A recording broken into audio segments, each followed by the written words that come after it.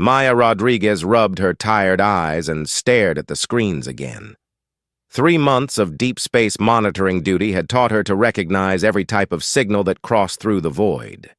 Radio waves from distant stars, quantum echoes from old battles, even the strange musical hums that gas giants made when solar winds hit them just right. But this was different. The sound coming through her headphones made her skin crawl.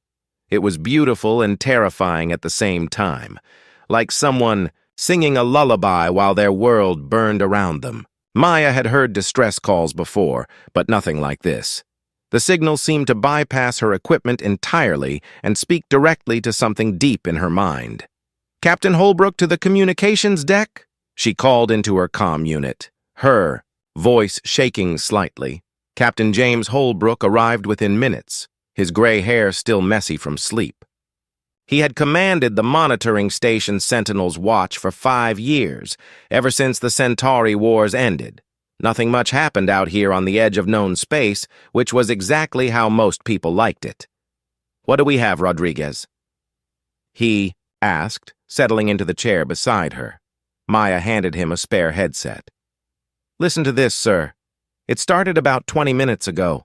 The computer can't identify the source language, and the signal is coming from beyond the outer rim." Holbrook put on the headset, and his face changed immediately. The sound was unlike anything in their databases. It rose and fell like music, but underneath the melody was pure desperation. Even without understanding the words, anyone could tell this was a cry for help. "Have you run this through the translation protocols?" he asked. "3 times, sir. The computer keeps saying unknown language family, but there's something else. Look at these readings." Maya pointed to her secondary screen, where complex mathematical patterns scrolled past. "There are number sequences embedded in the signal. Perfect mathematical relationships. Whoever sent this isn't primitive." The station's door hissed open, and Dr. Elena Vasquez hurried in, still wearing her sleeping clothes. As the station's only xenolinguist, Elena had been woken by the automatic alert system whenever unknown signals were detected. "I heard the alert," she said, looking at the displays. "What are we dealing with?" Maya replayed the signal for Elena, who listened with her eyes closed, concentrating. Elena had studied alien languages for 15 years and had helped establish first contact with 3 different species. If anyone could make sense of this, it was her. "This is incredible," Elena whispered after several minutes. "The mathematical sequences aren't random. They're showing us how to decode the message. See these patterns here? They're teaching us their language while they speak." The 3 humans worked together for the next hour, using Elena's linguistic expertise and Maya's technical skills to slowly decode the alien transmission. What they discovered made their blood run cold. "They're warning us," Elena said, her face pale. "Something is coming to their world, something that destroys everything it touches. They've watched it consume 3 other planets in their system already." Captain Holbrook stood up and began pacing. "How far away is this signal coming from?" Maya checked her instruments. "Based on the quantum signature, I'd say about 40 light-years beyond our current exploration boundary." "That's deep in unexplored space, sir. And they're asking for help?" Elena nodded grimly. "Not just asking, they're begging. Listen to this part I just decoded. We are the Kethvar. Our children sing no more. The silence comes for all. Please, anyone who hears this, do not let our songs die with us." The captain stopped pacing and stared out the observation window at the stars. Earth's first contact protocols were very clear about situations like this. Humanity was not supposed to interfere with alien civilizations, especially ones they had never met before. The rules existed for good reasons. Too many species had been destroyed by contact with more advanced civilizations. But this was different. These aliens weren't asking for technology or trade. They were asking someone, anyone, to remember they had existed. "Sir," Maya said quietly, "there's something else. The signal isn't coming from just one source. I'm detecting millions of individual transmitters. They're all broadcasting the same message, but each one is slightly different. It's like they're all adding their own voice to a choir. Elena's eyes widened. A whole planet singing together as they face extinction. Captain, we can't just ignore this. Holbrook knew she was right, but he also knew his duty.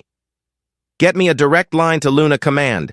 They need to hear this, and keep monitoring that signal. If these Kethvar are really 40 light years away, this message is 40 years old. Whatever happened to them is already over. Maya nodded and turned back to her equipment, but as she adjusted the receivers, something made her freeze. Captain, she said, her voice barely a whisper. The signal just changed? They all put on headsets again. The beautiful, desperate singing was still there. But now there was something else underneath it. A low, mechanical humming that seemed to grow stronger by the minute. That's not coming from the planet, Maya said, checking her readings frantically. That's something else. Something approaching their world. Elena translated as fast as she could, but the new sounds didn't follow the same pattern as the Kethvar language. This isn't organic, she said. Whatever is making that sound, it's artificial, mechanical. The alien singing grew more desperate, more urgent. Even without translation, the terror in those voices was clear. Something terrible was happening to the Kethvar, and they knew it.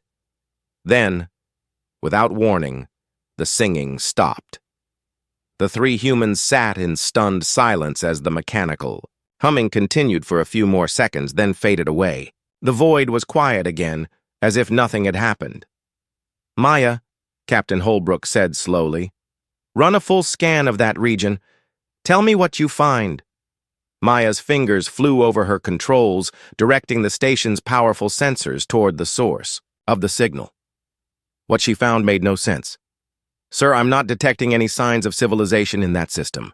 No cities, no technology, no life signs at all. It's like that planet was scrubbed clean. Elena stared at the screens in horror. 40 years ago, there was an entire civilization there, millions of voices singing together. Now there's nothing.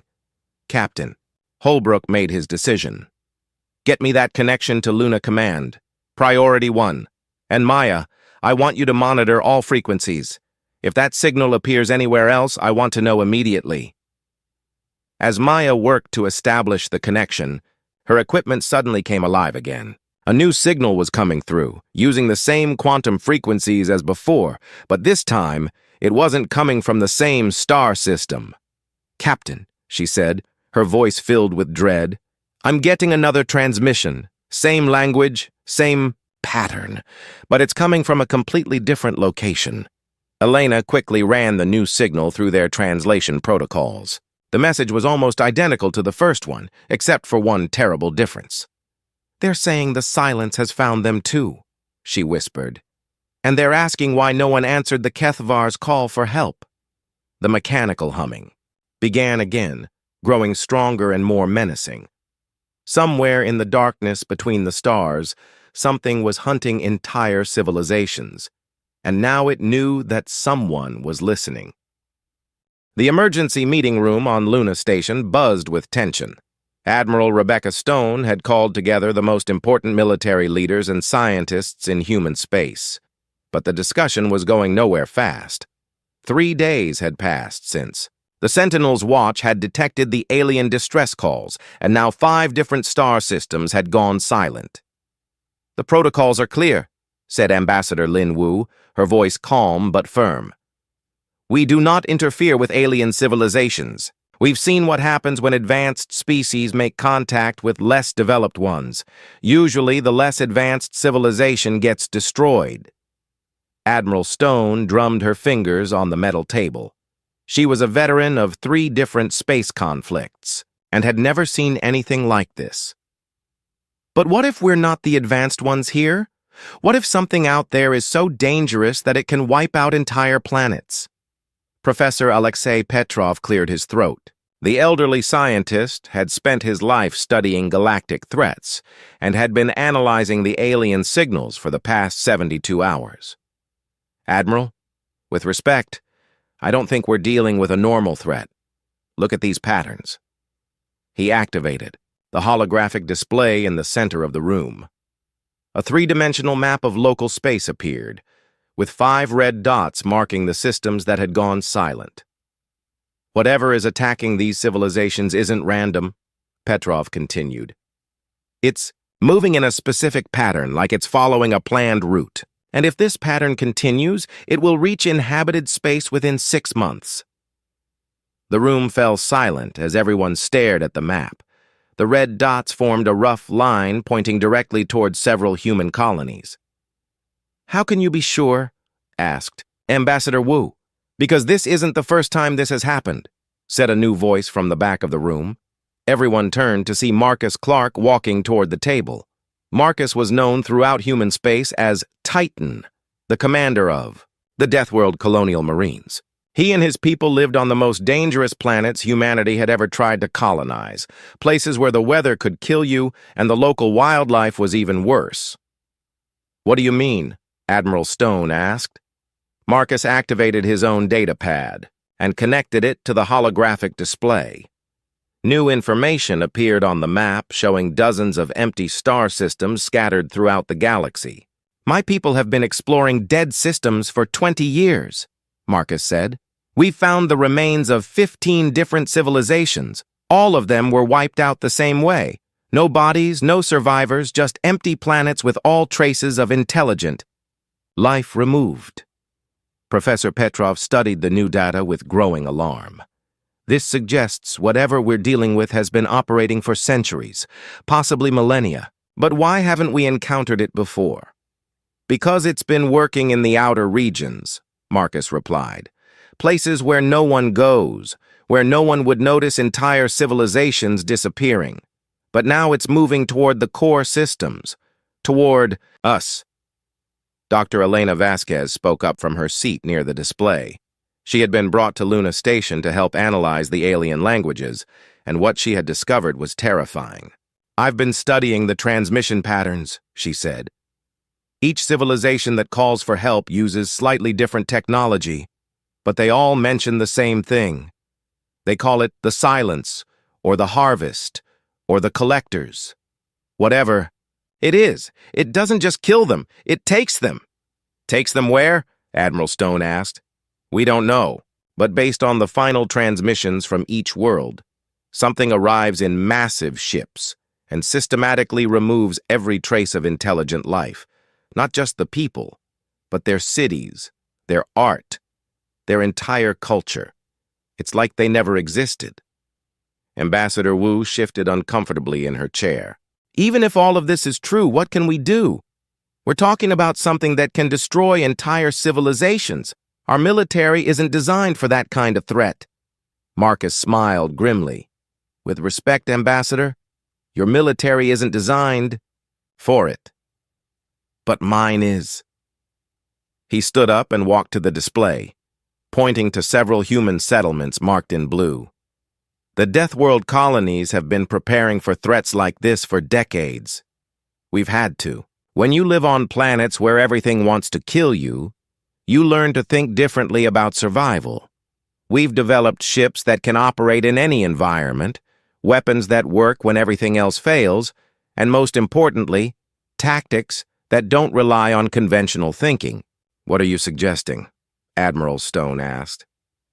"I'm suggesting we do what humans do best," Marcus replied. "We go somewhere we're not supposed to go. We help people who everyone says we can't help. And we figure out how to win a fight that everyone says is impossible." Professor Petrov was studying the pattern on the display again. "If we're going to do something, we need to do it soon. The next target appears to be a system called Veltar Prime. Based on the collector's movement pattern, they'll reach it within 2 weeks. How do we even know there's anyone there to save?" Ambassador Wu asked. Maya Rodriguez, who had been quiet until now, spoke up from her position near the communications array. "Because they're already calling for help." She activated the speakers, and the room filled with the same haunting music they had heard from the Kethvar.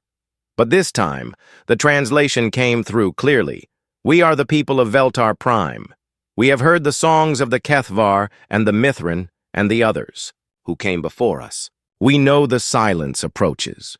We are not warriors, but we will not go quietly into the dark. To anyone who hears this message, please remember that we were here. Please remember that we tried to warn you. The transmission was beautiful and heartbreaking at the same time. Unlike the desperate panic of the previous messages, this one carried a quiet dignity.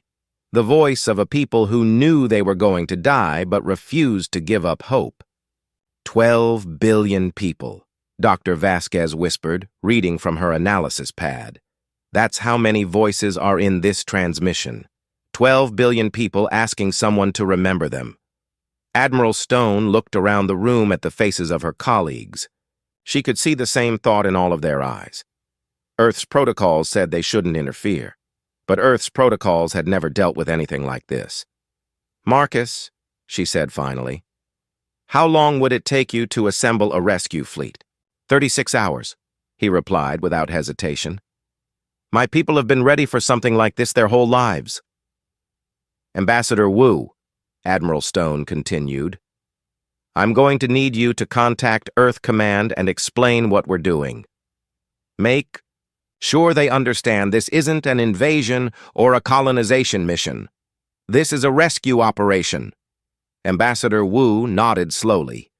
"And if Earth Command orders us to stand down?" Admiral Stone smiled for the first time since the meeting began. "Then I guess we'll have to deal with that when it happens. Professor Petrov, I need you to analyze everything we know about these collectors. Find me a weakness." "And if there isn't one?" the professor asked. Marcus spoke up from across the room. "Then we'll make one. That's what Deathworlders do." As the meeting broke up and people rushed to prepare for what might be humanity's first interstellar rescue mission, Maya continued listening to the transmission from Veltar Prime. The alien voices were beautiful, full of hope despite their desperate situation. But underneath their singing, she could hear something else, a faint mechanical humming that was growing stronger by the hour. The collectors were already on their way, and time was running out. Captain David Patterson gripped the arms of his command chair as the experimental ship Valkyrie's Wrath dropped out of hyperspace. Around him, his crew worked frantically at their stations, trying to make sense of what their sensors were showing. Them. "Talk to me, Reyes," David said to his tactical officer. "What are we looking at?" Lieutenant Sophia Reyes stared at her displays in disbelief. "Sir, I'm reading massive energy signatures from the planet's surface, but no life signs. The cities are still there, but they're empty." David had commanded Special Forces operations in some of the worst places humanity had ever tried to fight, but nothing had prepared him for this. The planet below them should have been home to 12 billion people. Instead, it looked like a massive graveyard. "Tommy, get me a detailed scan of those cities," David ordered. Engineer Tommy O'Brien, known to everyone as Spark, ran his fingers over his console with practiced ease. His job was to make human technology work in places it was never designed to go, and this definitely qualified. "Captain, this doesn't make sense," Tommy said, his Irish accent thick with confusion. "The buildings are intact, the power grids are still running, even the traffic lights are working, but there's nobody there. It's like 12 billion people just vanished." Dr. Amara Singh looked up from her medical station. As the ship's expert on alien biology, she had been analyzing atmospheric readings from the planet. "The air is clean," she reported. "No signs of biological weapons, no radiation, no toxic chemicals. Whatever happened here, it wasn't a conventional attack." David activated the ship-wide communication system. "All ships, this is Valkyrie Actual. Begin search patterns. Look for any signs of survivors. And everyone stay alert. Whatever did this might still be in the area." The human rescue fleet had arrived at Veltar Prime expecting to find a world under attack. Instead, they found something much worse. The planet looked perfectly normal from space, but the closer they got, the more obvious it became that something terrible had happened. "Captain," Sophia called out, "I'm detecting movement in the northern continent. Underground." David felt a spark of hope. Life signs? Yes, sir. Definitely alien, but they're alive, and they're trying to communicate with us. The transmission that came through was weak and filled with static, but Dr. Singh's translation equipment managed to make sense of it. Surface dwellers from the void, the voice said in heavily accented but understandable English. You came. We did not think anyone would come. David leaned forward in his chair. This is Captain Patterson of the Human Rescue Fleet. We received your distress call. Are you safe? Safe is not a word we use anymore, the voice replied. I am Veltar, prime speaker of what remains of my people. We are hidden in the deep tunnels, but the collectors will find us soon. They always find everyone eventually. Collectors? David asked. Is that what attacked your world? There was a long pause before Veltar responded. They did not attack. Attack suggests violence, rage, emotion. The collectors are none of these things. They are efficiency. They came in ships the size of our cities and simply collected us. Sophia was monitoring multiple channels, and her face was growing pale. Captain, I'm picking up similar transmissions from all over the planet. There are survivor groups hiding in underground facilities, cave systems, even old mining tunnels. David made his decision quickly. Tommy, prepare the landing shuttles. Sophia, coordinate with the other ships. We're going down there. Sir, Dr. Singh said carefully, we don't know anything about these collectors. What if they're still in the area? Then we'll deal with that when it happens, David replied. We didn't come all this way to leave survivors hiding in caves. 2 hours later, David found himself crawling through a maintenance tunnel 300 feet below the surface of an alien world. The tunnel was barely wide enough for his shoulders, and the air was thick with dust and the smell of fear. Behind him, Dr. Singh and a small team of specialists followed, carrying medical supplies and emergency equipment. Above them, the empty cities of Veltar Prime waited in silence. The tunnel opened into a larger chamber where nearly 1,000 aliens huddled together in the darkness. They were reptilian in appearance, with scaled skin that ranged from deep green to golden brown. But their eyes were remarkably human-like, filled with intelligence and desperate hope. Veltar stepped forward to greet them. He was ancient even by his species' standards, with scars covering his arms and a missing eye that spoke of old battles. You are smaller than we expected, he said, studying David with his remaining eye. And you have no scales. Are you certain you are warriors? David smiled despite the situation. We're human. We don't need scales. We're tougher than we look. Veltar made a sound that might have been laughter. The collectors will test that claim. Tell me, small warrior, what do you know of those who harvest worlds? Nothing, David admitted. That's why we need your help. Over the next several hours, Veltar explained what had happened to his world. The collectors had arrived in massive ships that blocked out the sun. They hadn't used weapons or demanded surrender. They had simply begun systematically collecting every trace of intelligent life on the planet. They take more than just our bodies, Veltar explained. They take our memories, our thoughts, our very essence. Those who are collected do not die. They become part of something else, something vast and hungry. Dr. Singh was recording everything, her medical equipment analyzing the alien refugees. Veltar, do you know why they're doing this? What do they want? They want what all living things want, the old alien replied. To grow, to expand, to become more than they are. But they have forgotten how to create. So instead, they take what others have built. Suddenly, Tommy's communication device crackled to life. Captain, we've got a problem up here. Long-range sensors are detecting multiple large objects approaching the system. They'll be here in 6 hours. David felt his stomach drop. The collectors. That would be my guess, sir. And Captain, these things are huge. Each one is about the size of Luna Station. Veltar heard the transmission and his scaled face went pale. 6 hours. That is not enough time to evacuate even a fraction of my people. How many survivors are there? David asked. Perhaps 300,000, scattered across the planet in hiding places like this one. David did quick calculations. In his head, the human fleet could carry maybe 50,000 people if they packed everyone in like cargo.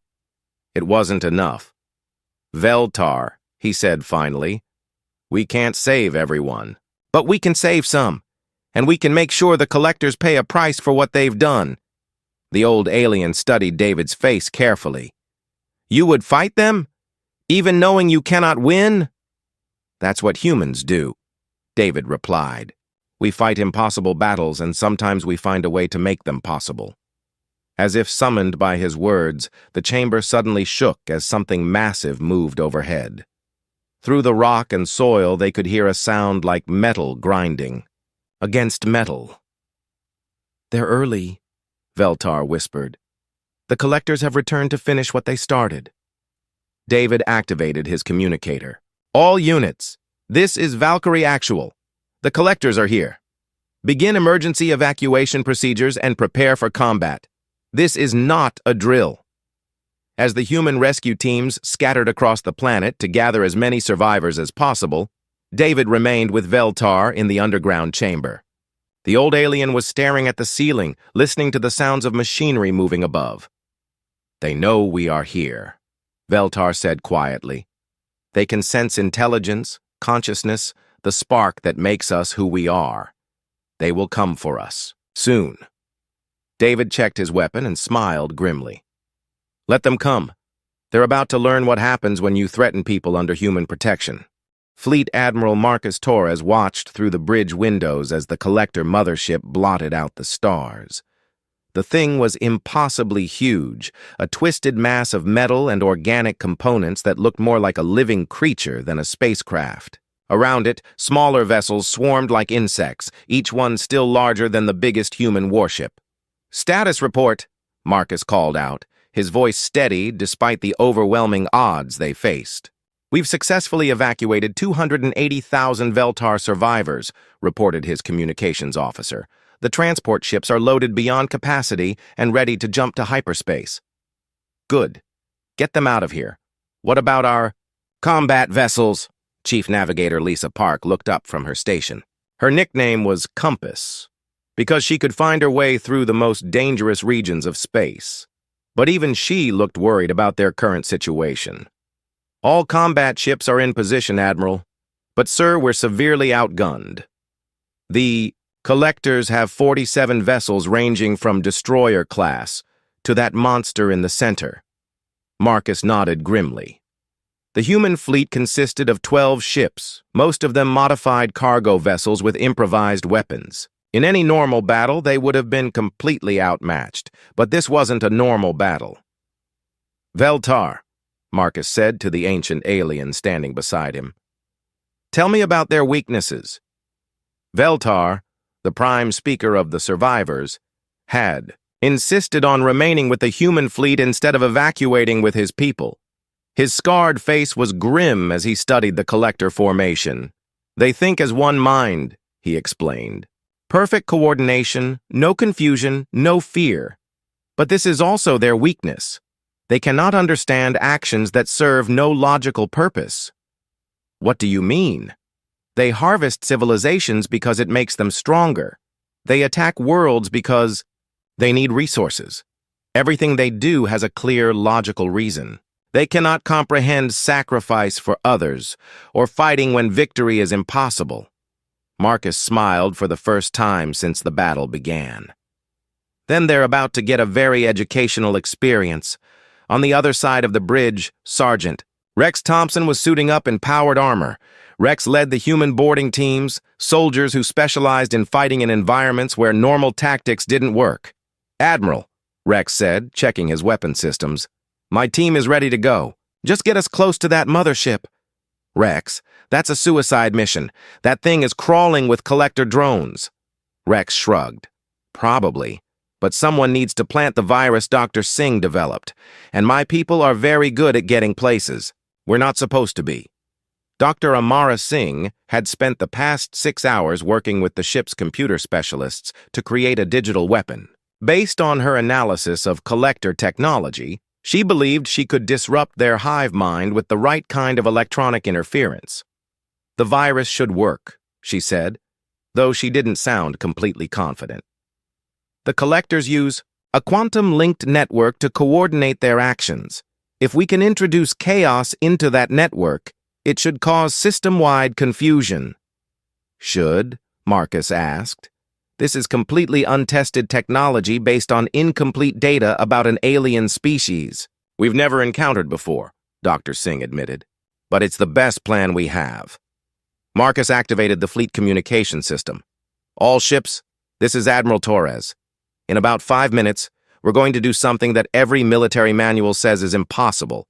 We're going to take on an enemy that outguns us 40-1, and we're going to win. He paused, looking out at the collector ships that were slowly moving into attack formation. The reason we're going to win is simple.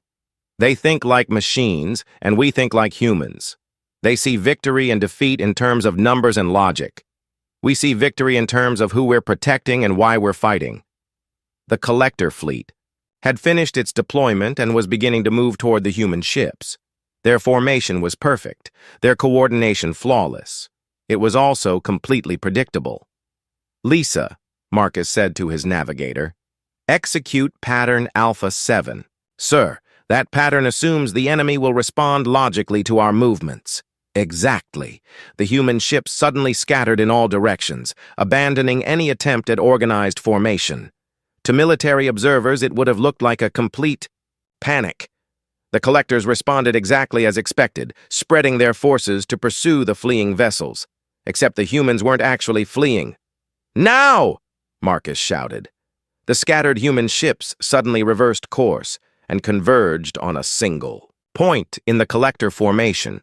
Their target wasn't the mothership or the largest enemy vessels. Instead, they focused all their firepower on one medium-sized collector ship that had been isolated by the pursuit. The concentrated human attack overwhelmed the single enemy vessel in seconds. But more importantly, it gave Rex Thompson and his boarding team the opening they needed. Launching boarding pod, Rex reported over the communication system. See you on the other side, Admiral. The armored pod shot through space toward the collector mothership, using the debris from the destroyed enemy vessel as cover. The collectors detected it, of course, but they couldn't understand why the humans would send such a small force against such a large target. Inside the boarding pod, Rex and his 5-person team checked their equipment one final time. Each of them carried enough firepower to level a city block plus the data virus that Dr. Singh had created. Remember, Rex said to his team, we're not trying to destroy this ship.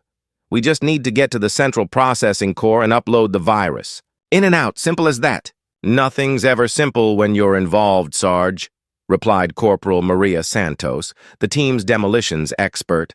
That's what makes it fun, Rex grinned. The boarding pod cut through the mothership's hull like a bullet through paper. The team found themselves in a vast chamber filled with strange organic machinery and thousands of collector drones. The drones were humanoid in shape, but moved with mechanical precision, their faces blank and emotionless. This way, Rex said, consulting the layout Dr. Singh had extrapolated from her scans. The central core should be about 2 kilometers toward the center of the ship. Fighting through the mothership was unlike anything the human soldiers had ever experienced. The collector drones were individually weaker than humans, but they worked together with perfect coordination. Every movement was calculated, every action served the collective good. But the humans had something the collectors couldn't understand: the willingness to make completely irrational decisions.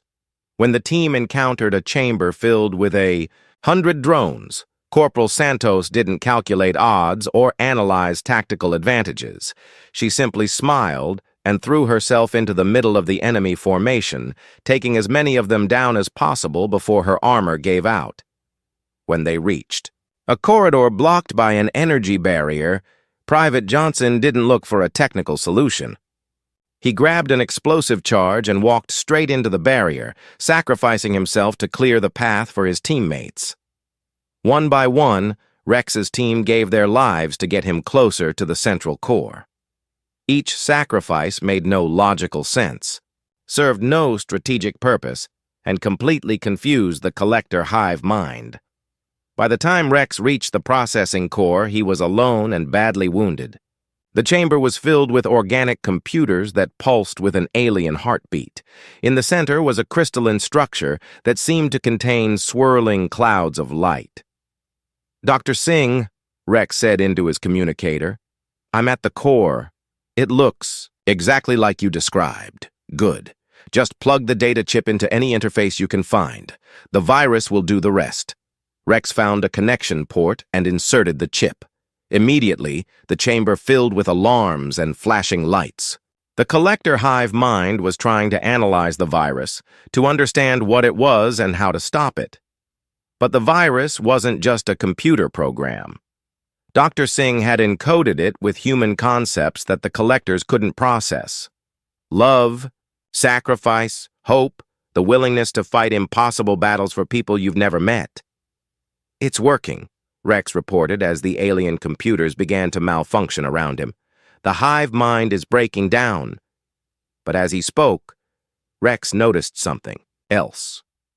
Deep in the crystalline core, images were flickering. Memories of the collector's origins, their history, their true purpose. They hadn't always been a collective. Once, long ago, they had been individuals like humans, with their own thoughts and dreams and fears, but something had changed them, forced them to give up their individuality to serve a greater purpose, and that greater purpose was terrifying. The collectors weren't just harvesting civilizations for resources or expansion, they were preparing the galaxy for something else, something that was coming from beyond the stars. "Admiral," Rex said urgently into his communicator, "you need to hear this. The collectors aren't the real threat. They're working for something else, something much worse." But before he could explain further, the mothership's defenses finally reached him. Rex Thompson died with the virus successfully uploaded and a warning on his lips that would change everything humanity thought they knew about the universe. Admiral Rebecca Stone stood on the bridge of her flagship, watching as the collector mothership tore itself apart. Rex Thompson's virus had worked better than anyone had dared hope. The massive vessel was spinning out of control, its perfectly coordinated systems fighting against each other as individual collector drones began to act independently for the first time in millennia. But Rebecca knew this was just the beginning. "Status report on the evacuation?" she asked. Captain Maya Rodriguez, now commanding the communication ship Harmony's voice, responded immediately. "All Veltar survivors have been safely transported to the outer system. But Admiral, we're receiving new transmissions from across the galaxy." "More distress calls?" "No, ma'am. These are different. Species we thought were extinct are coming out of hiding. They heard our battle with the collectors and they want to help." On the main display, dozens of new signals appeared. Ships from 100 different civilizations were approaching Veltar Prime, drawn by the impossible sight of someone actually defeating the collectors. Among the human fleet, the damaged collector vessels were behaving strangely. Instead of continuing their attack or retreating, many of them had simply stopped moving. Their crews seemed to be experiencing something they hadn't felt in thousands of years. Confusion. "Admiral," came a transmission from one of the collector ships. We request permission to communicate." Rebecca exchanged glances with her officers. The voice was mechanical, but underneath the artificial tones was something unmistakably alive. "This is Admiral Stone. You have permission to speak." I remember being called Zendar. I was a scientist on the world of Helix Prime. That was 7,000 years ago. The collective took us, made us part of something larger.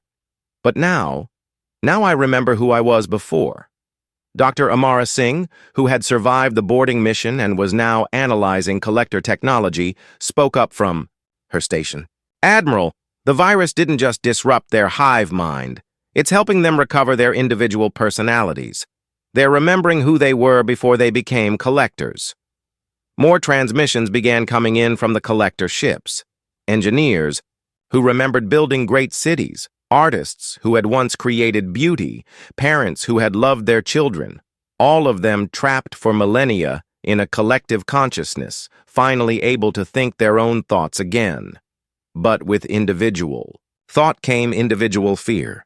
"The harvesters are coming," Zendar transmitted urgently. "That is why we were created, why we were forced to collect civilizations. The great enemy approaches from beyond the galactic rim, and we were to prepare the way by removing all traces of independent thought." Rebecca felt a chill run down her spine. What are the harvesters? Ancient beings from another galaxy. They consume not just life, but consciousness itself. The collective believed that if we harvested all thinking species first, we could spare them the fate of true extinction. Veltar, who had been listening from his position near the command chair, stepped forward. A galaxy of slaves instead of a galaxy of the dead. They thought they were being merciful. The communication from Zendar continued. "But your virus has shown us something we had forgotten. There are things worth fighting for even if victory is impossible. The harvesters will come, but perhaps we can choose how we meet them." Rebecca made a decision that would echo across the galaxy for generations. "All ships, human and collector alike, this is Admiral Stone. We're not running, we're not hiding. If these harvesters want our galaxy, they're going to have to fight for every star." Over the next several hours, something unprecedented happened. In galactic history, former enemies worked together to share technology and coordinate defenses. The freed collectors shared everything they knew about the coming threat, while humans provided something the galaxy had never seen before: the absolute refusal to accept defeat. Maya Rodriguez coordinated the most important part of the plan. Using every communication array in the system, she began broadcasting a message across the entire galaxy. "This is Captain Maya Rodriguez of the human fleet," her voice carried to 1,000 worlds. "We know you're out there. We know you're hiding. Afraid of the collectors, afraid of what's coming from beyond the stars. But the collectors are free now, and they're fighting beside us." She paused, letting her words sink in across the vastness of space. "The harvesters are coming, but they're not here yet. We have time to prepare, time to unite, time to show them that this galaxy belongs to the living, not the dead. We're not asking you to fight for humanity. We're asking you to fight for yourselves, for your children, for the right to think your own thoughts and dream your own dreams." The response was overwhelming.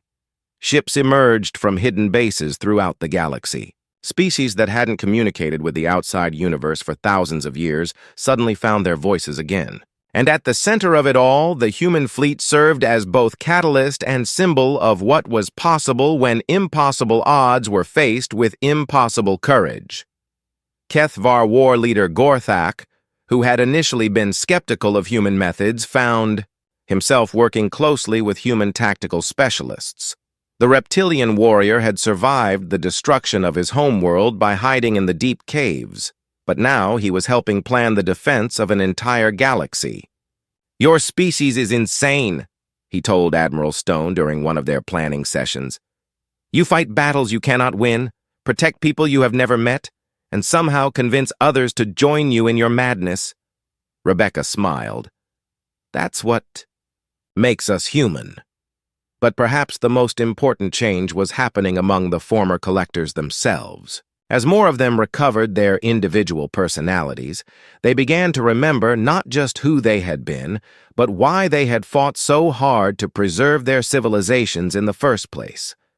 The entity that had once been part of the collective, and now called itself the individual, spoke for many of them. "We spent millennia believing that survival was more important than freedom," it transmitted to the assembled fleet. "We told ourselves that existence as slaves was better than extinction as free beings. But you humans have shown us that some things are worth dying for. And if we must face the harvesters, we choose to face them as ourselves, not as extensions of some greater will. As the impromptu galactic alliance grew stronger, long-range sensors began detecting movement at the edge of the galaxy. The harvesters were still decades away, but they were coming. Massive, ancient vessels that moved through space like cosmic storms, consuming everything in their path. But for the first time in galactic history, they would not be arriving at a defenseless galaxy filled with scattered, frightened civilizations. They would be met by a united front of species who had chosen to stand together rather than fall separately. Admiral Stone stood in the observation deck of her ship, looking out at the greatest fleet ever assembled in galactic history. Human vessels flew beside former collector ships, while alien vessels of 100 different designs worked together to prepare defenses. Maya Rodriguez joined her at the observation window. "Do you think we can actually win this?" Rebecca considered the question carefully. The harvesters were more powerful than anything the galaxy had ever faced. They had consumed entire galaxies before arriving here. By any logical analysis, the coming battle was hopeless.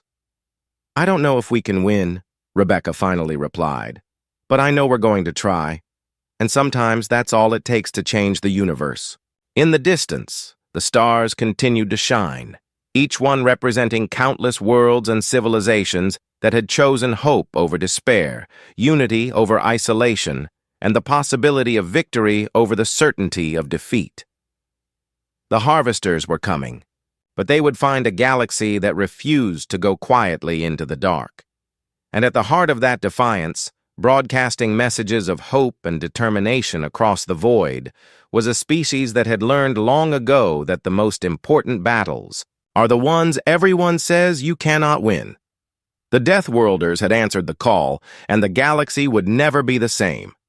Dr. Mira Volkov pulled her lab coat tighter around her shoulders as she walked through the cold metal corridors of the exploration ship Prometheus.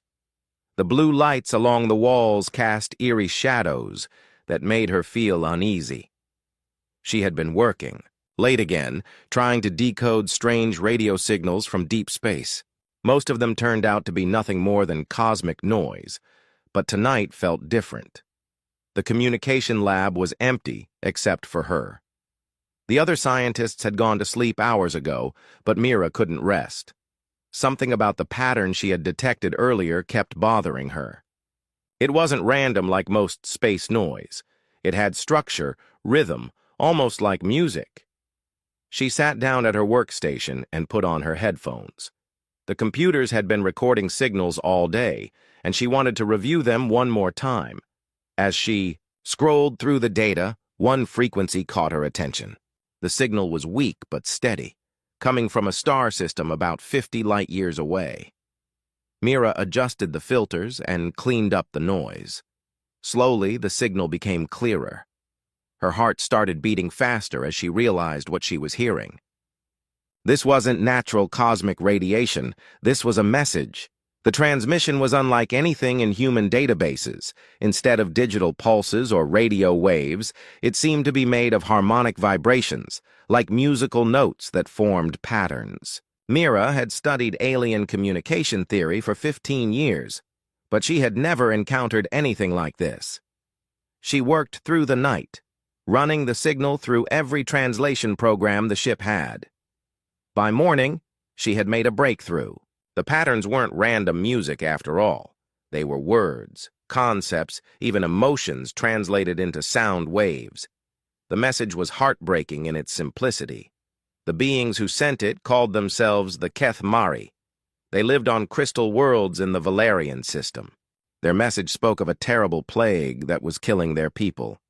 They called it the Void Blight, something that ate away at the crystal formations that made up their bodies and their cities. The Kethmari weren't demanding help or threatening anyone. They were asking politely, almost apologetically. They had heard rumors of a young species called humans who might have different ideas about medicine and science. Maybe these humans could look at their problem with fresh eyes and find a solution their own scientists had missed. They only asked for small things. perhaps a few medical supplies, maybe some scientists who could study their condition. The message emphasized that they didn't want to be a burden. They understood that humans probably had their own problems to worry about. Mira felt tears in her eyes as she listened to the translation. The Kethmari sounded so gentle, so desperate. They were clearly a peaceful people facing extinction, reaching out to strangers for help because they had nowhere else to turn. She immediately sent her findings to Captain Morrison and Dr. Hayes, the mission commander. Within an hour, both men were in her lab, listening to the message with amazed expressions. "This is incredible," Dr. Hayes said, shaking his head. "First contact with an alien species and they're asking for our help." Captain Morrison was more cautious. "We need to verify this isn't some kind of trick, but if it's real, we have a responsibility to respond." Mira nodded eagerly. "I can prepare a response message. We should let them know we received their signal and that we want to help. A small medical team could probably make a real difference." But their conversation was interrupted by an urgent announcement over the ship's communication system. Admiral Rex Hawthorne's voice filled the lab, cold and commanding. "All senior staff report to the main briefing room immediately. We have a potential security situation." The three of them hurried to the briefing room, where they found Admiral Hawthorne standing in front of a large display screen. The Admiral was a tall, stern man with gray hair and cold blue eyes. He had spent most of his career fighting pirates and smugglers in the dangerous regions of human space. "Ladies and gentlemen," the Admiral began, "we have intercepted an alien transmission that requires immediate attention. Our analysis suggests this could be a trap designed to lure human ships into hostile territory." Mira stood up quickly. "Admiral, that's not what the message says at all. These beings are asking for medical help. They're dying from some kind of plague." Admiral Hawthorne turned his icy gaze toward her. "Dr. Volkov, with respect, you're a linguist, not a military strategist. This so-called plague could be a biological weapon. These aliens could be testing our defenses, looking for weakness." "But sir," Captain Morrison interjected, "the message seems genuine. They're only asking for basic medical supplies." The Admiral waved his hand dismissively. "That's exactly what I would say if I wanted to trick an enemy into sending a small, defenseless ship into my territory. Think about it. They claim to be dying, but they're advanced enough to send signals across 50 light-years of space. Why haven't they solved this problem themselves?" Dr. Hayes leaned forward. "Perhaps their technology developed differently than ours. They might be advanced in some areas but limited in others." Admiral Hawthorne pulled up a star map showing the Valerian system. "This region is completely unexplored by human forces. We have no idea what kind of military capabilities these aliens possess. For all we know, this distress signal is bait for an ambush." Mira felt frustration building in her chest. "Admiral, you're being paranoid. The Kethmari sound peaceful. Their entire message is apologetic and humble." "Which is exactly what a clever enemy would want us to think," the Admiral replied coldly. "Dr. Volkov, I've been fighting threats to human space for 20 years. I've seen every trick in the book. This has all the hallmarks of a sophisticated trap." The Admiral turned to address the entire room. "I'm calling in the 7th Fleet. We're going to investigate this situation with proper military preparation. If these aliens genuinely need help, we'll provide it, but we're going in ready for anything." Mira's heart sank. "Sir, sending a battle fleet will terrify them. They asked for a few medical supplies, not an invasion force." Admiral Hawthorne's expression hardened. "Doctor, I'm responsible for the safety of every human in this sector. I will not risk our people based on your interpretation of alien intentions. The 7th Fleet has 200 ships with enough firepower to handle any threat we might encounter." Captain Morrison looked uncomfortable. "Admiral, perhaps a compromise? We could send a small diplomatic vessel escorted by a few warships." "Absolutely not," the Admiral snapped. "We either go in with overwhelming force or we don't go at all. I won't send our people into unknown space half-prepared."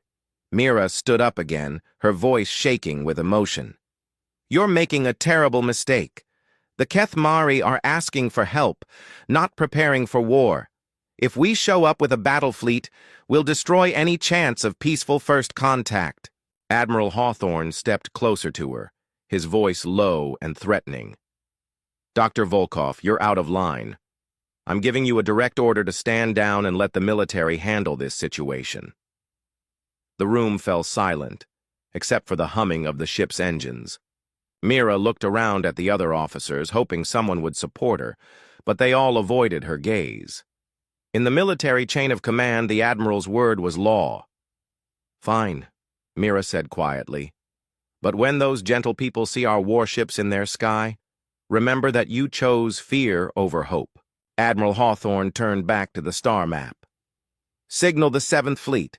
Tell them to prepare for immediate departure to the Valerian system. Full battle readiness. Whatever's waiting for us there, we'll be ready for it.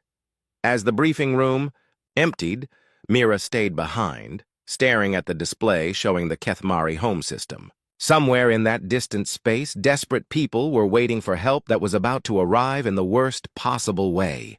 Elder Kristallos stood on the highest platform of the Crystal City, his body reflecting the pale light of 3 moons.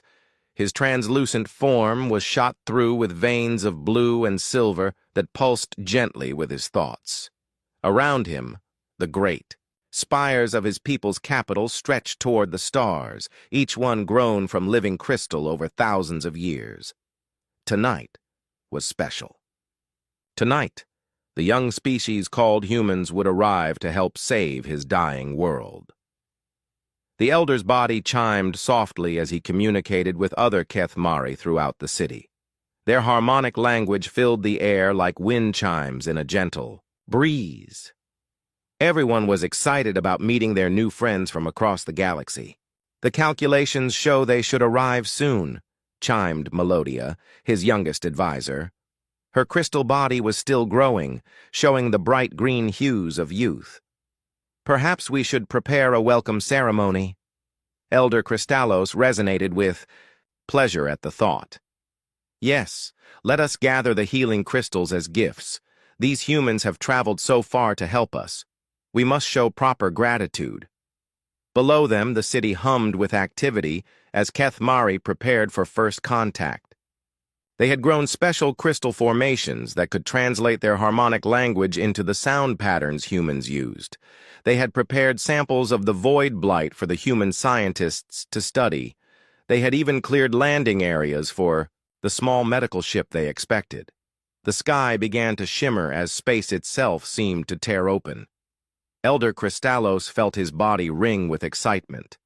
The humans were arriving, but instead of one small ship, the sky filled with darkness.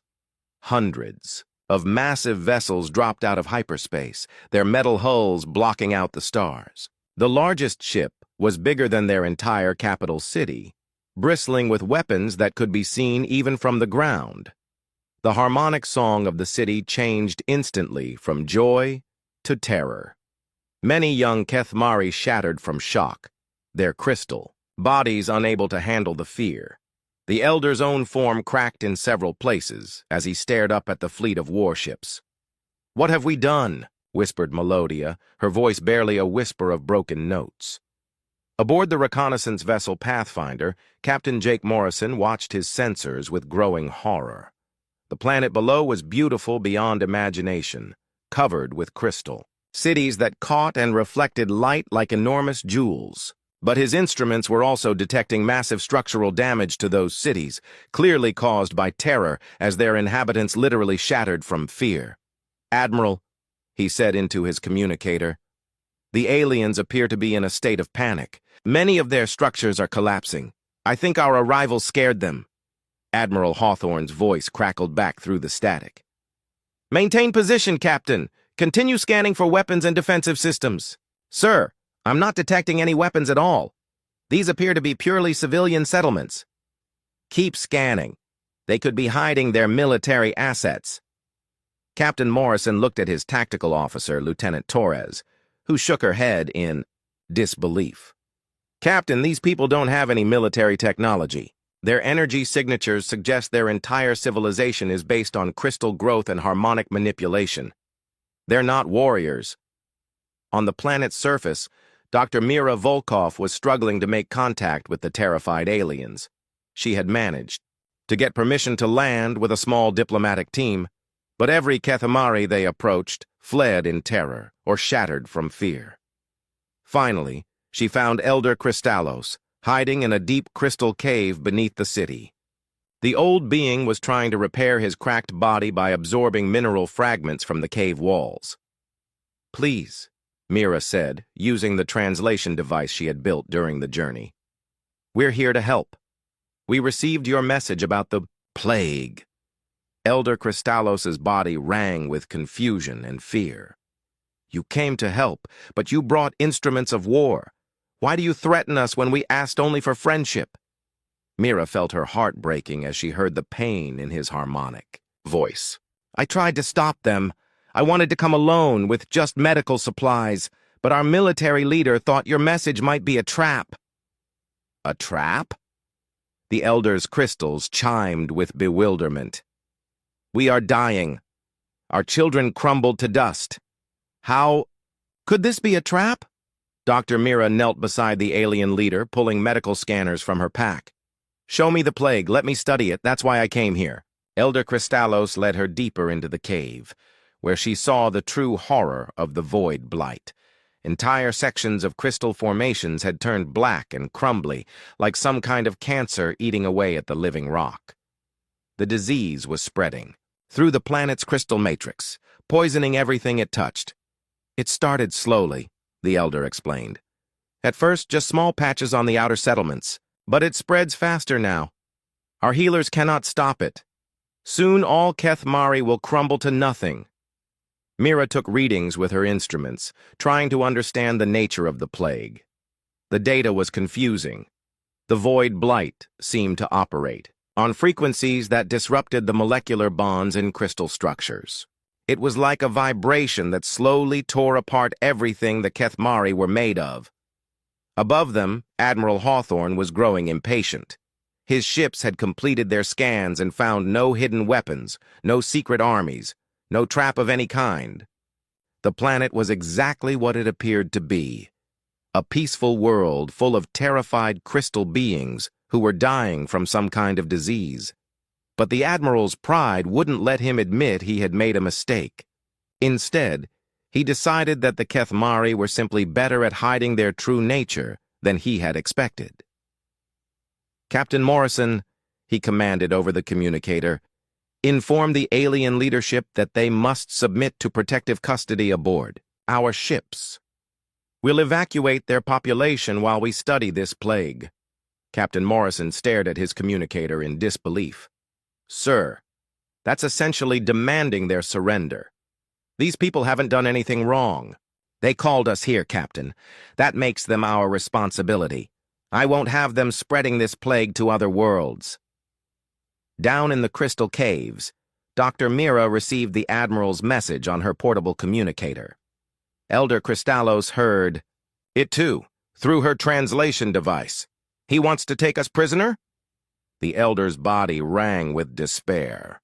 "We asked for help, and instead you bring conquest?" Mira tried to explain. "He's afraid the plague might spread to other species. He's trying to protect everyone, but he's doing it the wrong way." "We cannot leave our world," Elder Kristallos chimed sadly. "Our bodies are connected to the planet's crystal matrix. If we are separated from our home for too long, we will die anyway." The situation was getting worse by the minute. On the surface, panic was spreading through the crystal cities as the human fleet maintained its threatening position. More Kethmari were shattering from stress, adding to the chaos and destruction. Captain Morrison watched the disaster unfolding and made a decision that would probably end his career. He opened a private channel to Dr. Volkov. "Doctor, you need to find a solution fast. The Admiral is talking about using force to evacuate the planet. He thinks the aliens are stalling while they prepare some kind of counterattack."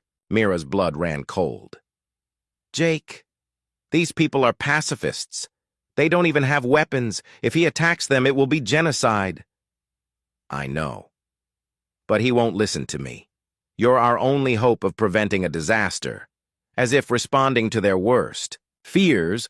The ship's long-range sensors suddenly detected new contacts at the edge of the system. Multiple large objects were approaching at high speed, their energy signatures unlike anything in human databases.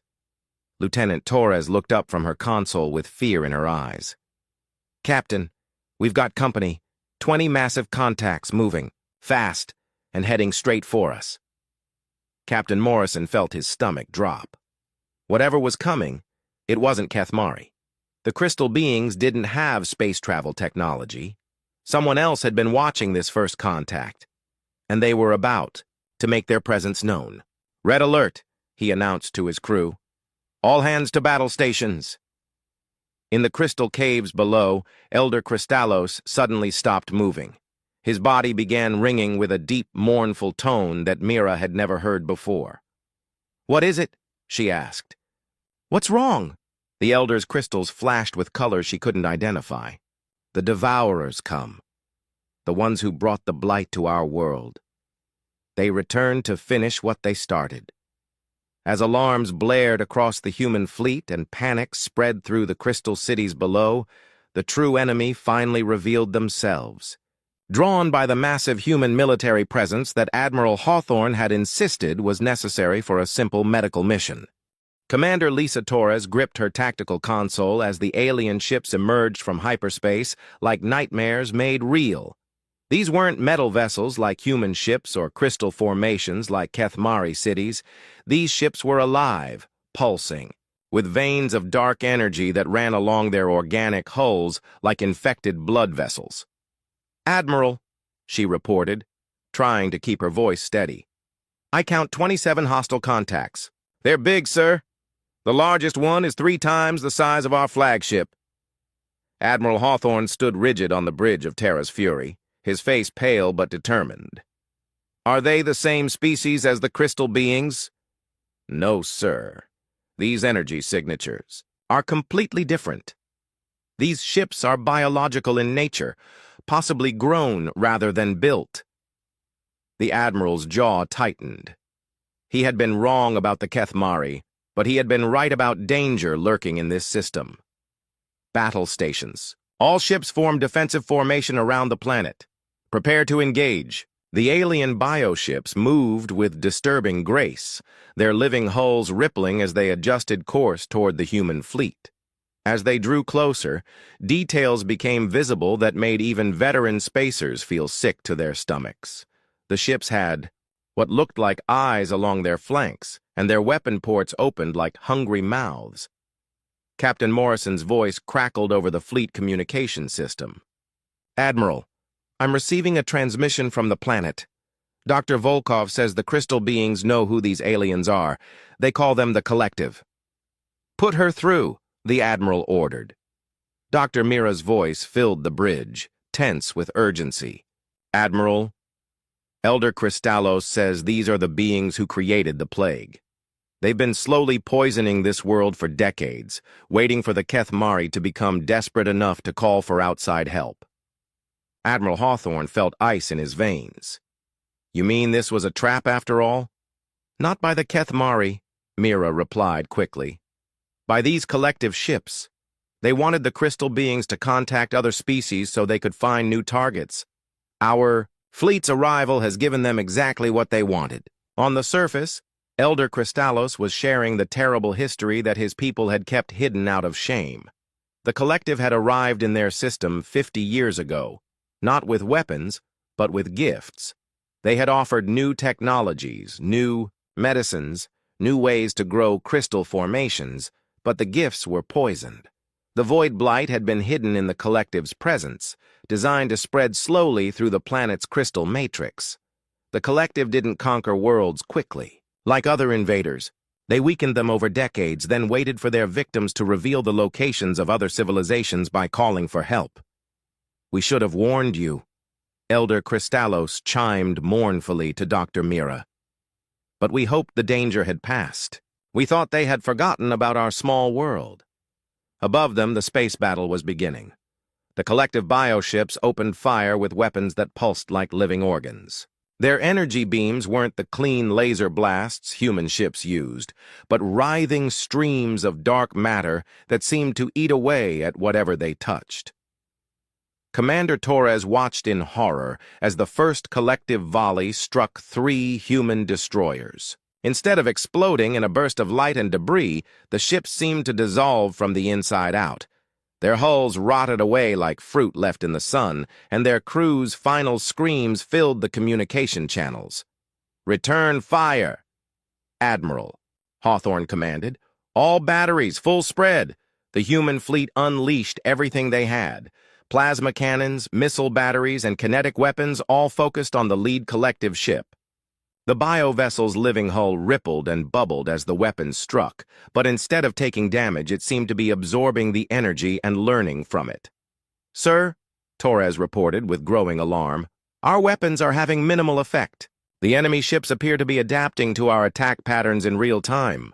As if to prove her point, the collective ship they had been targeting suddenly fired back with weapons that looked exactly like human plasma cannons, except these versions were grown from its own organic hull.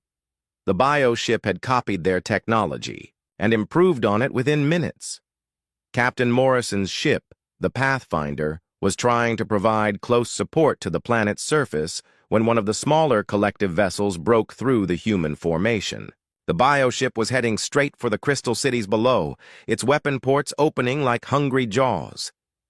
"I can't let it reach the surface," Morrison muttered, turning his ship to intercept. "All power to forward shields. Ram that thing if we have to."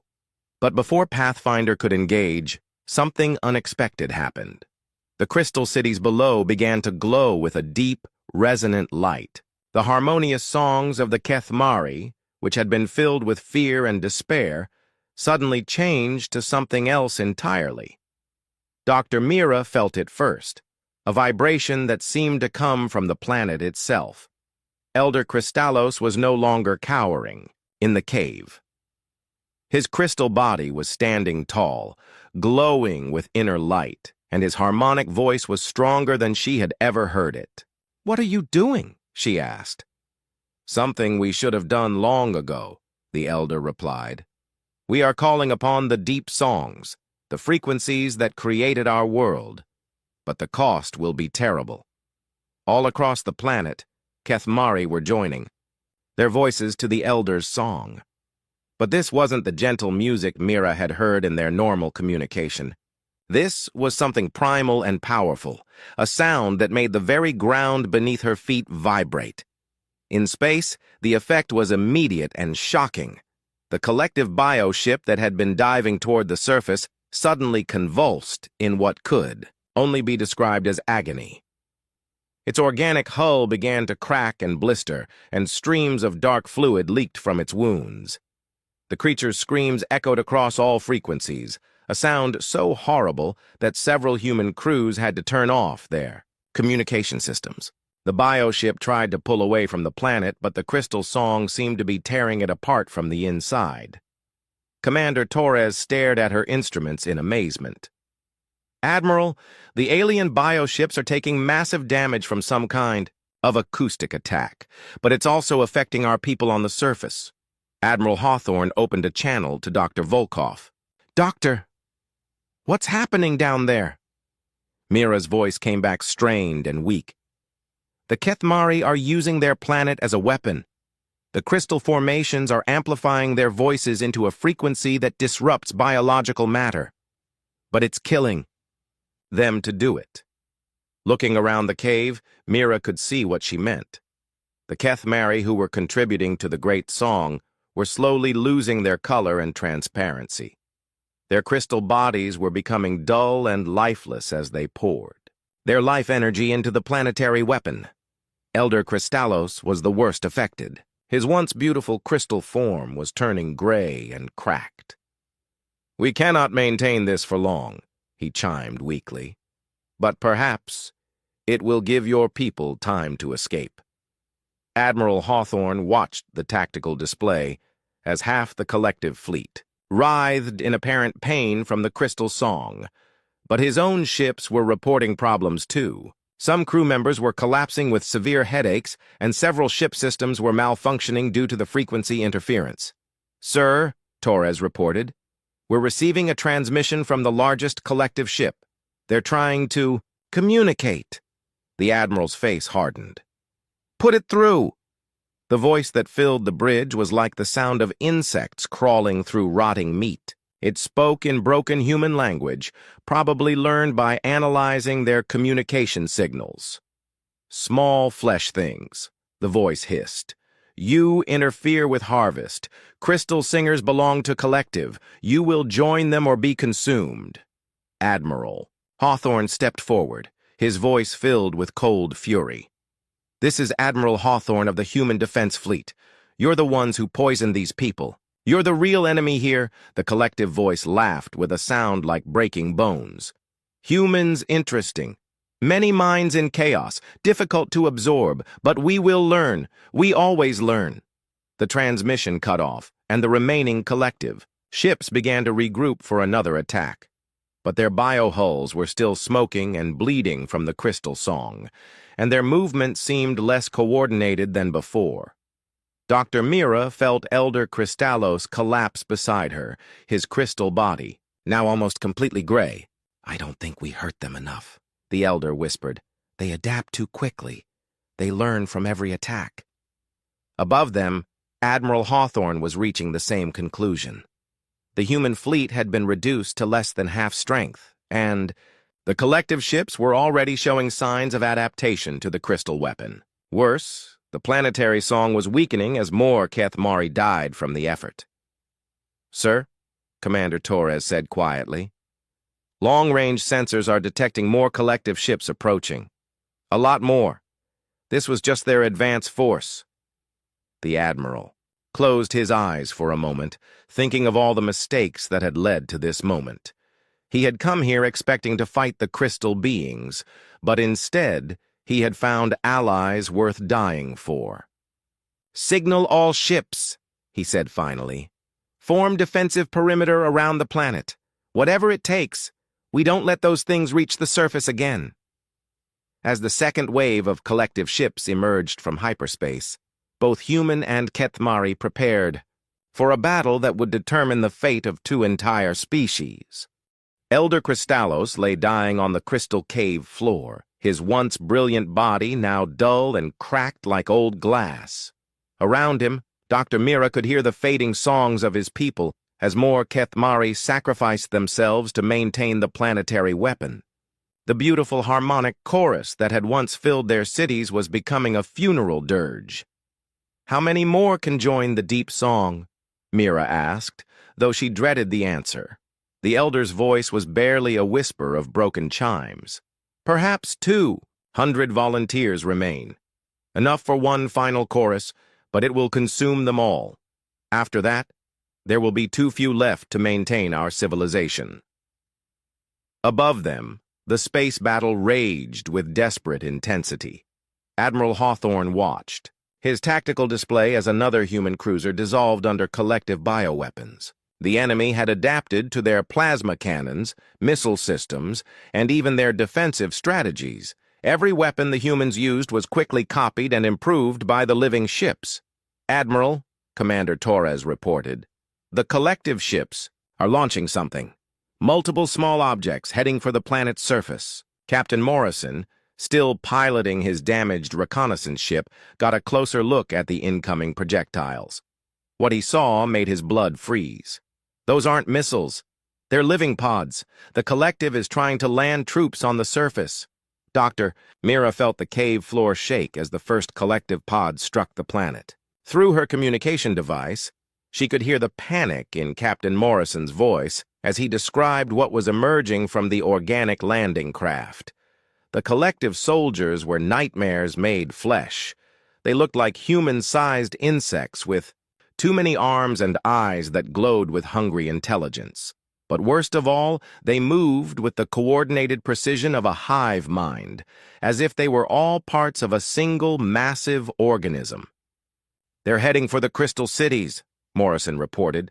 "I count hundreds of them, moving fast." Elder Kristallos struggled to raise his head. They seek the heart of our world. If they reach the central resonance chamber, they can corrupt our entire planetary matrix. Everything my people are will become part of their collective consciousness." Mira grabbed her equipment pack and helped the weakened elder to his feet. "Then we have to stop them. Can you guide me to this chamber?" "The path is dangerous," the elder warned. "And even if we reach it first, what can two beings do against so many?" Before Mira could answer, her communicator crackled with an unexpected voice. "Dr. Volkov, this is Captain Morrison. I'm coming down to help. My ship's too damaged for space combat anyway." "Jake, it's too dangerous," Mira protested. "These collective soldiers will kill you." Morrison's voice was grim but determined. "Maybe. But I've been listening to the tactical reports. The collective doesn't just conquer worlds, they absorb them. Every species they defeat becomes part of their hive mind. If they win here, they'll learn everything about humanity too." Admiral Hawthorne had been listening to the same reports, and they filled him with a cold horror, unlike anything he had experienced in 20 years of military service. The collective wasn't just an enemy army, it was a galactic cancer that consumed entire civilizations and added their knowledge to its own. He opened a fleet-wide communication channel. "All ships, this is Admiral Hawthorne. I need volunteers for a suicide mission. We're going to ram the largest collective ship and try to take out their command center." Commander Torres looked at him in shock. "Sir, that will destroy Terra's Fury and everyone aboard her." The Admiral's face was stone. "Better than letting these things reach Earth. They've already adapted to most of our weapons, but they can't adapt to pure kinetic force delivered at maximum velocity." What the Admiral didn't expect was the response from his fleet. Instead of just a few volunteers, every single ship captain volunteered for the suicide run. The entire human fleet was willing to die to stop the collective from spreading further into the galaxy. But before the Admiral could give the order, something strange began happening to some of his crew members. The humans who had been closest to the planet during the Crystal Song attacks were starting to change. Their eyes began to reflect light differently, and some reported being able to hear the Kethmari harmonic communications directly without translation devices. Commander Torres was one of the affected. She suddenly looked up from her console with a startled expression. "Admiral, I can hear them. The crystal beings. They're trying to tell us something important." "What are they saying?" Torres pressed her hands to her temples, concentrating. "They say humans are different. Our minds are chaotic, individualistic. The collective can't absorb us the same way they absorb other species. We're like poison to their hive mind." On the planet's surface, Captain Morrison was discovering the same thing in a much more direct way. He had crash-landed near the Crystal Cities and was now fighting his way through collective soldiers with nothing but a standard sidearm and pure human stubbornness. The strange thing was, the collective soldiers seemed confused by him. Their coordinated attacks kept failing because Morrison's tactical decisions were completely unpredictable. Where other species might retreat or advance in logical patterns, Morrison's choices seemed random and chaotic. One of the insect soldiers grabbed him with its multiple arms, and Morrison felt a horrible probing sensation in his mind. The creature was trying to connect with his consciousness, to absorb his thoughts and memories into the collective hive. But instead of succeeding, the soldier suddenly convulsed and released him, making sounds of distress. Dr. Mira and Elder Kristallos had reached the central resonance chamber, a massive cavern filled with towering crystal formations that hummed with the planet's life force. But they weren't alone. Dozens of collective soldiers were already there, working to corrupt the crystal matrix with their dark biotechnology. The elder's body flared with the last of his energy as he tried to drive the invaders away, but he was too weak. The collective soldiers ignored his harmonic attacks and continued their work, spreading organic corruption through the beautiful crystal formations. Then Captain Morrison burst into the chamber, bleeding from multiple wounds but still fighting. Behind him came an unexpected ally, one of the collective soldiers that had tried to absorb his memories. But this soldier was different. Its eyes no longer glowed with hive mind intelligence. Instead, it moved with confused individual awareness. "I think I broke it," Morrison gasped as he reached Mira and the Elder. "When that thing tried to read my mind, something went wrong. Now it's acting independently." Elder Kristallos stared at the confused collective soldier with amazement. Impossible. The hive mind cannot be broken, but it was happening. The soldier that had contacted Morrison's chaotic human consciousness was now fighting against its former allies, moving with the same unpredictable tactics that made humans so dangerous. Dr. Mira realized what was happening. The Kethmari harmonic attacks weakened their biotechnology, and human mental patterns are like a virus to their collective consciousness. We're not just poison to them. We're a cure for their victims. Above them, Admiral Hawthorne was seeing the same effect on a larger scale. The human crew members who had been changed by the crystal song were somehow projecting their chaotic thought patterns through the ship's communication systems. Every time a collective ship tried to coordinate with the others, it received conflicting signals that disrupted their hive mind. "Sir," Torres reported with growing excitement, "their formation is falling apart. They're starting to attack each other." The Admiral watched in amazement as the collective fleet began to turn on itself. Ships that had moved with perfect coordination minutes before were now firing randomly, unable to maintain their shared consciousness. But the victory was temporary. The largest collective ship, apparently the command vessel, was pulling back from the chaotic battle. Its biohull was pulsing with dark energy as it prepared to leave the system. "They're going to escape," Torres warned, "and when they do, they'll adapt to counter our effect on their hive mind." Elder Kristallos, though dying, managed to stand one final time. His crystal body began to glow with the last of his life force as he prepared for one ultimate sacrifice. "Not if we give them a permanent reminder," he chimed with fading strength. "Dr. Mira, Captain Morrison, place your hands on the central crystal. Let us link our minds together. Human chaos and Kethmari harmony combined." Mira and Morrison looked at each other uncertainly, but the sounds of approaching collective reinforcements made the decision for them.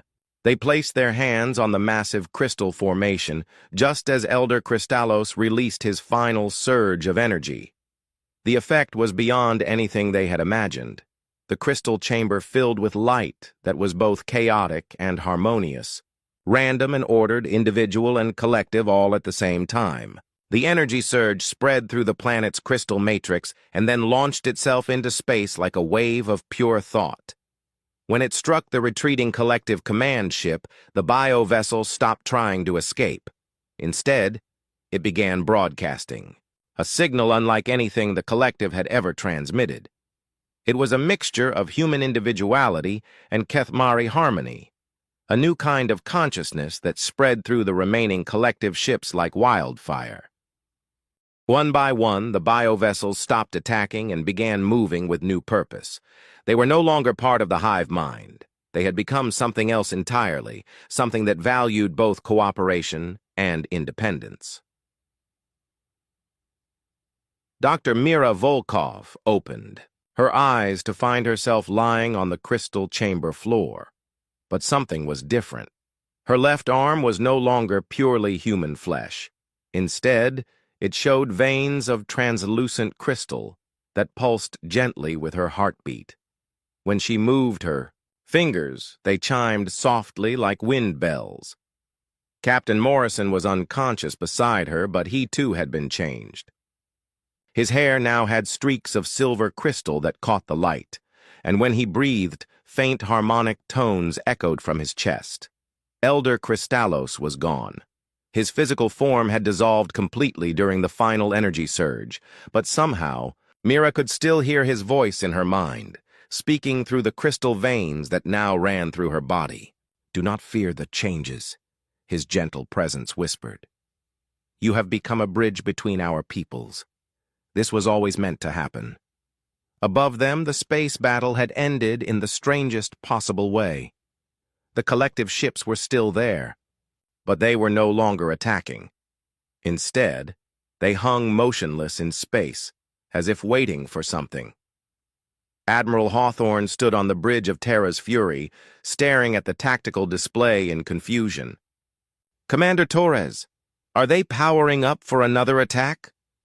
Torres shook her head, her own eyes now reflecting light with the same crystal clarity that marked the other changed humans. "No, sir. They're broadcasting on all frequencies. It sounds like they're trying to communicate, but not with their old hive mind language. This is something new." The transmission came through as a mixture of harmonic crystal songs and human speech patterns. The voice was familiar yet strange, carrying echoes of the terrible collective consciousness, but also something warmer and more individual.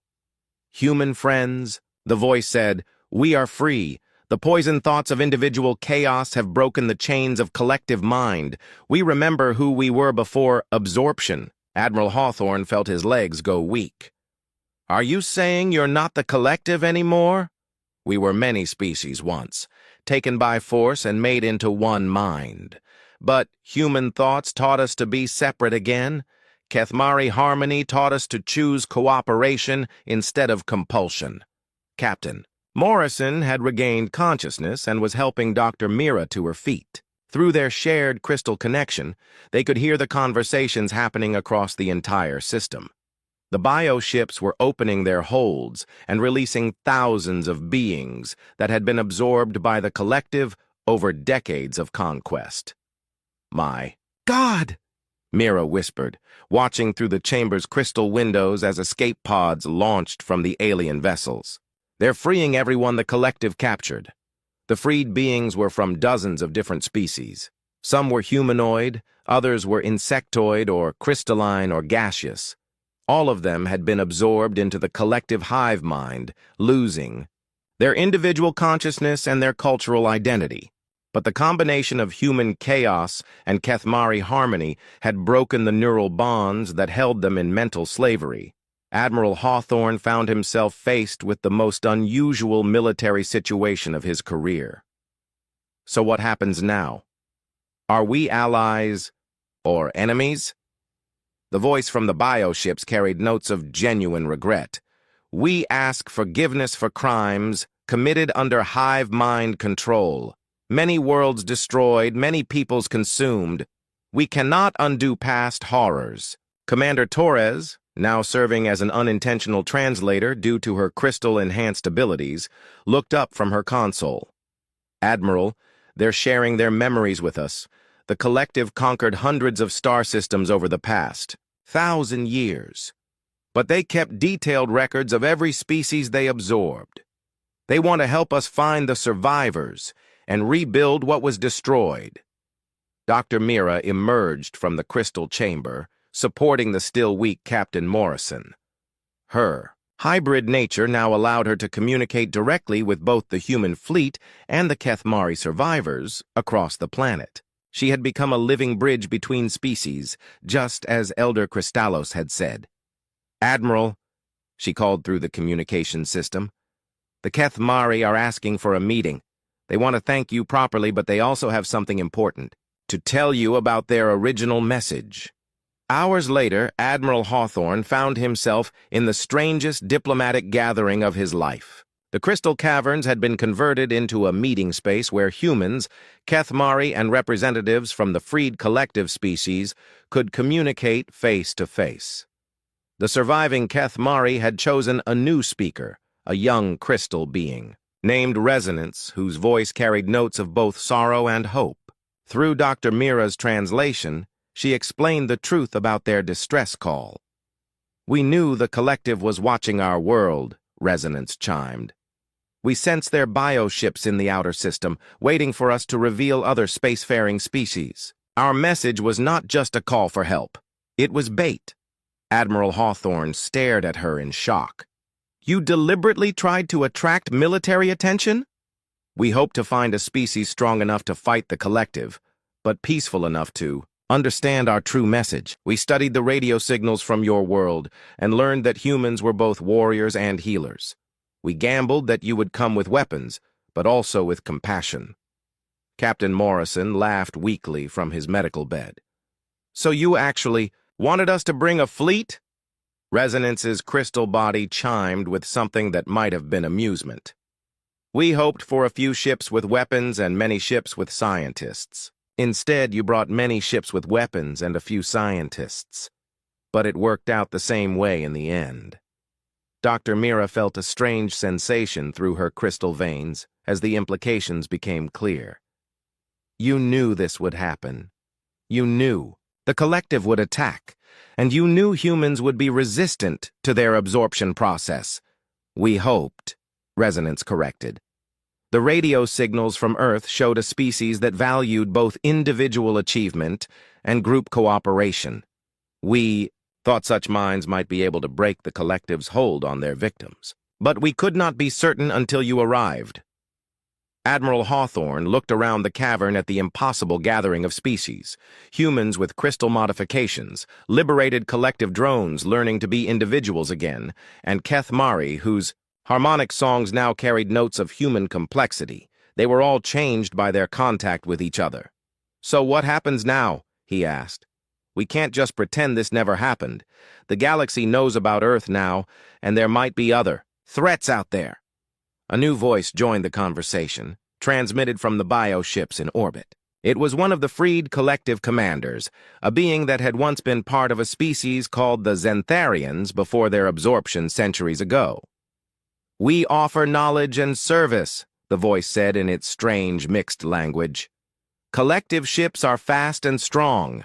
Records contain locations of all absorbed worlds. We can help rebuild what was destroyed, warn others of remaining threats." Commander Torres, now permanently serving as a crystal-enhanced interface between the species, looked up from her translation work. "Admiral, they're talking about forming some kind of alliance. Not just military, but scientific and cultural, too." Dr. Mira stepped forward, her hybrid nature making her the natural spokesperson for the new partnership. "We could create something unprecedented. A galactic community based on voluntary cooperation instead of conquest. Species working together while maintaining their individual identities." Admiral Hawthorne thought about his orders to explore and defend human space. Those orders had been written assuming humanity was alone in the galaxy or that any aliens they met would be either friends or enemies. No one had prepared him for the possibility of accidentally creating a new form of interstellar civilization. "Dr. Volkov," he said finally, "you're hereby appointed as the first director of the Terran Keth Mari Defense Initiative. Your mission is to coordinate between all allied species and prepare for any remaining collective forces or similar threats." Mira felt the weight of responsibility settle on her shoulders, but also the support of all the minds now connected through the Crystal Network. She wasn't facing this challenge alone. 3 months later, the hybrid fleet departed the Valerian system. Human ships flew alongside bio-vessels that had once been instruments of conquest, but were now tools of liberation. Keth Mari crystal formations had been grown into the hulls of several vessels, creating living ships that combined the best of biological and technological design. Dr. Mira stood on the bridge of the flagship, her crystal modifications now covering half her body, but leaving her mind entirely human. Through the network, she could sense the thoughts and emotions of thousands of beings from dozens of species, all working together toward a common goal. Captain Morrison, now commanding a hybrid vessel crewed by humans and liberated collective drones, reported from the navigation station. Long-range sensors are detecting 47 distress signals from various points around the galaxy. Some might be genuine calls for help, others could be collective traps. Admiral Hawthorne, now bearing crystal growths on his arms that enhanced his tactical abilities, smiled grimly. "Then we'd better get started. All ships, prepare to jump. We have a galaxy to save."